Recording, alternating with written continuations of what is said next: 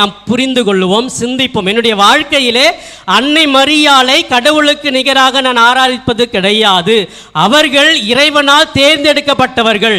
இறை திருவுளத்தை முழுமையாக நிறைவேற்றியதனால் இவர்களை கடவுள் விண்ணக அரசியாக உயர்த்தி இருக்கிறார், கடவுளின் தாயாக உயர்த்தி இருக்கிறார்.